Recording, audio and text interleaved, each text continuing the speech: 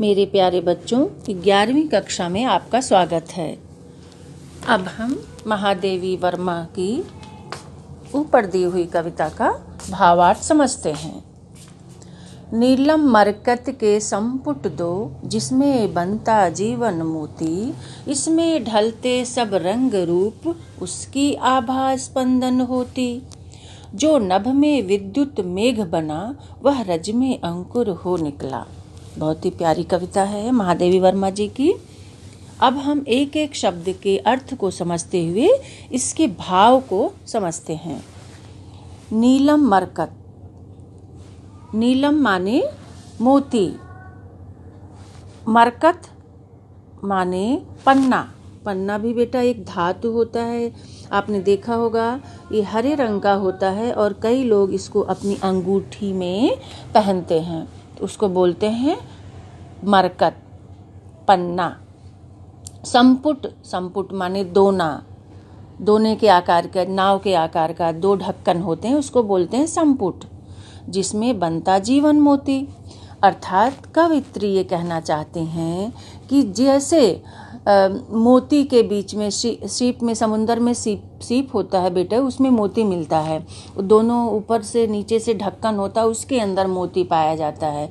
तो उसकी तुलना जीवन से और आसमान से और धरती से कर रही हैं। किस तरह से कर रही हैं? नीलम माने नीला आकाश जो ऊपर आसमान में है, और मरकत यानी जो हरे रंग की धरती है, जो पन्ने के समान है, वो एक दोने के समान है, जिसके अंदर हम सबका जीवन मोती के समान पलता है।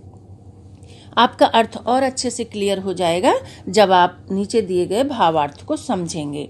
प्रस्तुत पंक्तियां सब आंखों के आंसू उजले कविता से उद्धृत है, जो कवित्री महादेवी वर्मा जी के द्वारा रचित है। इन पंक्तियों के माध्यम से कवित्री कहती हैं कि नीला आकाश रूपी नीलम, मैंने पहले ही बताया था, और मरकत यानी हरे भरे पन्ने के समान धरती दो दोने के समान है। दोना आप जानते हैं, जिसमें हम प्रसाद लेते हैं, भोजन करते हैं, वो दोना। अब क्या है? इसके समान हमारी धरती और आसमान के बीच में हमारा जीवन पलता है। उसके बाद इन पंक्तियों को देखिए। इसमें ढलते सब रंग रूप, उसकी आभा स्पंदन होती। धरती और आसमान के बीच में ही बेटा सभी प्रकार के जीवन का रंग रूप पलता है, ढलता है। सब इसमें जीवन लेते हैं, सांसें लेते हैं। इन्हीं दोनों के बीच में ही सब कुछ घटित होता है और उसकी आभा स्पंदन होती। स्पंदन मतलब धड़कना, हृदय धड़कना। किसका हृदय धड़कता है? ईश्वर का। इसी सब के बीच में, धरती और आसमान के बीच में उसकी अर्थात नेचर की, प्रकृति की आभा मतलब प्रकाश फैलता है और धड़कन, लोगों के हृदय में धड़कन पैदा होती है, अर्थात जीवन होता है। अब इन पंक्तियों को देखिए। जो नभ में विद्युत मेघ बना, वह रज में अंकुर हो निकला। जो नभ में, आकाश में, अर्थात पानी, वह पानी जो वाष्प बनकर, भाप बनकर के आकाश में जाने के बाद बिजली का रूप ले लेता है। विद्युत माने बिजली, और मेघ माने बादल, जो बादल के रूप को ग्रहण कर लेता है। कौन? पानी। वही पानी जब नीचे आता है रज में धूल में, अर्थात धरती में, जब वही पानी की बूंदें धरती में आकर के गिरती हैं तो अंकुर हो निकला। तो अगर धरती में बीज बोए गए होते हैं तो अंकुर बनकर निकलते हैं। अर्थात एक हर चीज का अलग अलग रूप है। एक वही पानी जो आसमान में जाता है तो बिजली बन जाता है, विद्युत बन जाता है और बादल बन जाता है, लेकिन धरती पर आते ही, उसकी बूंदें पड़ते ही पौधे अंकुरित हो जाते हैं। तो इस तरह से बहुत ही खूबसूरत कविता की रचना की है महादेवी वर्मा जी ने। संस्कृति के प्रतिपग में मेरी सांसों का नव अंकन चुन लो। मेरे बनने मिटने में नित अपने साधों के क्षण गिन लो। जलते खिलते बढ़ते जग में घुल मिल एकाकी प्राण चला। सपने सपने में सत्य ढला। महादेवी वर्मा जी की जो आपकी पाठ्य पुस्तक में कविता है वह अंतिम पद बेटा, ये अंतिम कविता। इसका हम एक एक शब्द के अर्थ को समझते हुए भाव समझेंगे। संस्कृति अर्थात सृष्टि के प्रति, सृष्टि के प्रति पग में मेरी, आप यहाँ से समझते चलिए।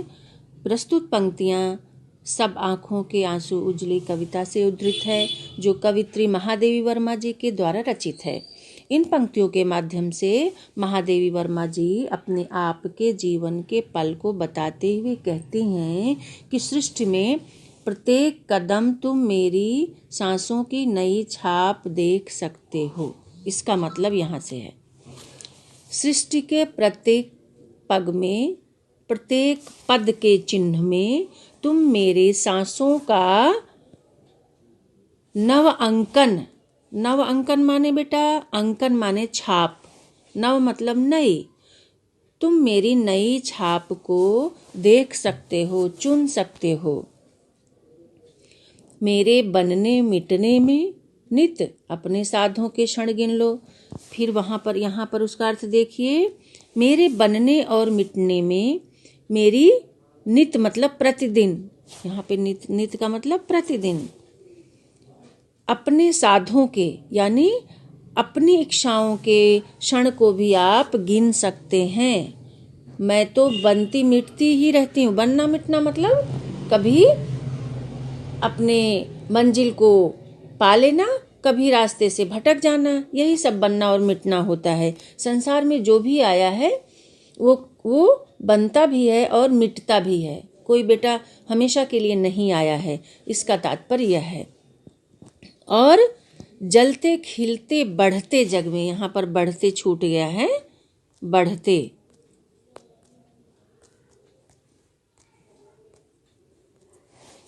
यानी ये जो जग है, जग अर्थात संसार, वो कैसा है? जलता खिलता और बढ़ता है। यानी इसमें ये कभी नष्ट हो जाता है, कभी खिलता है, कभी आगे बढ़ता रहता है। इसमें घुल मिल करके, घुलते हुए मिलते हुए जो प्राण है वो अकेला चला जाता है। इस जो भी कभी इस सृष्टि में आया है वो क्या सबको लेकर जाता है? कभी नहीं, वो अकेला जाता है जहाँ से आया है। लेकिन अकेला जाने के बावजूद भी इस धरती पर वह सबके साथ जलते हुए, खिलते हुए, आगे बढ़ते हुए चलता है। और सबके अपने अपने सपने होते हैं और सबके सपने सच्चे होते हैं, सबके सपनों में सत्य होता है।